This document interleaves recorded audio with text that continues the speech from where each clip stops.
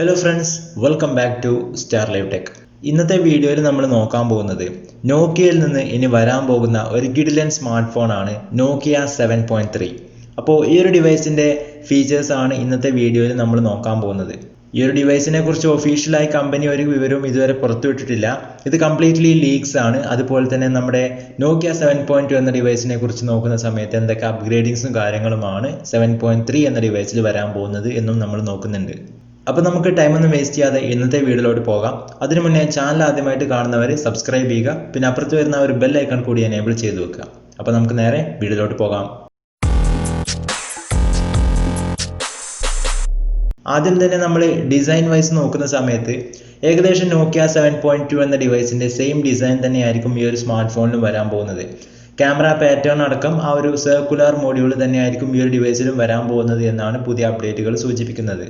ഡിസ്പ്ലേയെ കുറിച്ച് നോക്കുന്ന സമയത്ത് 6.3 ഇഞ്ചിന്റെ ഫുൾ HD+ പ്യുവർ ഡിസ്പ്ലേ ആയിരിക്കും നമുക്ക് ഈ ഒരു ഡിവൈസിൽ ലഭിക്കാൻ പോകുന്നത്. അത്യാവശ്യം നല്ലൊരു ഡിസ്പ്ലേ തന്നെയായിരിക്കും ഈ ഒരു സ്മാർട്ട് ഫോണിൽ വരുന്നത്. അതോടൊപ്പം പഞ്ച് ഹോൾ ഡിസ്പ്ലേ ആയിരിക്കും ഈ ഒരു സ്മാർട്ട് ഫോണിൽ വരുന്നത് എന്നാണ് പുതിയ അപ്ഡേറ്റുകൾ സൂചിപ്പിക്കുന്നത്. പക്ഷേ പഞ്ച് ഹോൾ കട്ട് സെൻട്രലിലാണോ അതോ ലെഫ്റ്റ് സൈഡിലാണോ കൊടുത്തിട്ടുള്ളത് എന്നുള്ള കാര്യം കൺഫേം ആയിട്ടില്ല.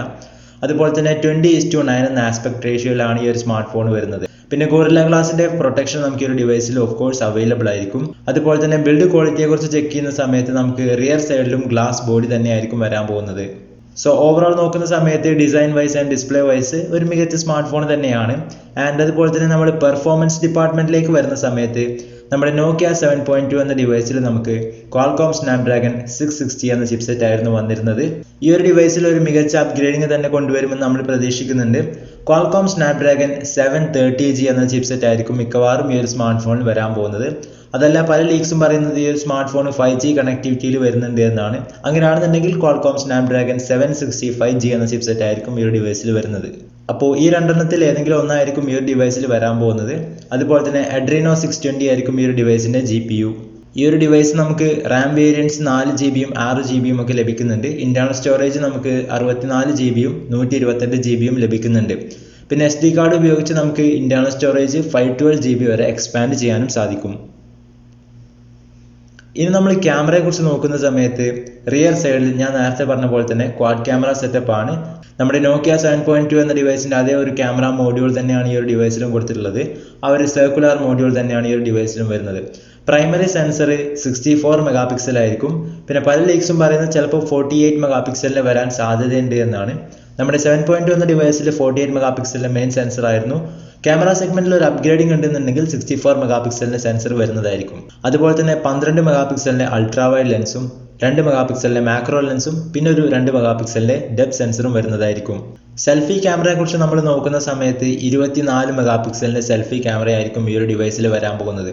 അത് ഏകദേശം കൺഫേം ആയിട്ടുള്ള ഒരു കാര്യമാണ്. അതോടൊപ്പം നമ്മൾ ബാറ്ററിയെ കുറിച്ച് നോക്കുന്ന സമയത്ത് 4000 mAh ബാറ്ററി ആയിരിക്കും ഈ ഒരു ഡിവൈസിൽ വരാൻ പോകുന്നത്. അതോടൊപ്പം നമ്മൾ ചാർജിങ്ങിനെ കുറിച്ച് നമുക്ക് ലഭിച്ച അപ്ഡേറ്റുകൾ എന്ന് പറയുന്നത് 9 watts 2 ആംപിയർ ആയിരിക്കും ഈ ഒരു ഡിവൈസിൽ വരുന്നത്. ഏകദേശം നമുക്ക് 18 വാട്ട്സിന്റെ ഫാസ്റ്റ് ചാർജിങ് ആയിരിക്കും ഈ ഒരു ഡിവൈസിൽ വരാൻ പോകുന്നത്. ഒപ്പം ഈ ഒരു സ്മാർട്ട് ഫോണിൽ Type-C പോർട്ട് ആയിരിക്കും വരുന്നത്. 3.5mm ഓഡിയോ ജാക്കും അവൈലബിൾ ആയിരിക്കും. പിന്നെ ഫിംഗർ പ്രിന്റ് സെൻസർ നമുക്ക് സൈഡിലോ അതല്ലെങ്കിൽ റിയർ സൈഡിലോ ആയിട്ടായിരിക്കും വരാൻ പോകുന്നത്.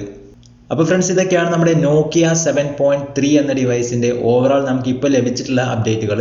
അതോടൊപ്പം ഈ ഒരു ഡിവൈസിന്റെ പ്രൈസിങ്ങിനെ കുറിച്ച് നമ്മൾ നോക്കുന്ന സമയത്ത് under 30,000 rupees ആയിരിക്കും ഈ ഒരു ഡിവൈസിന്റെ പ്രൈസ് വരുന്നത്.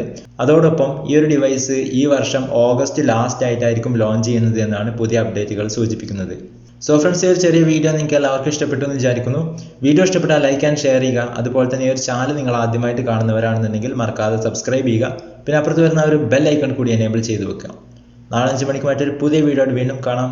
Till then stay safe, take care and good bye.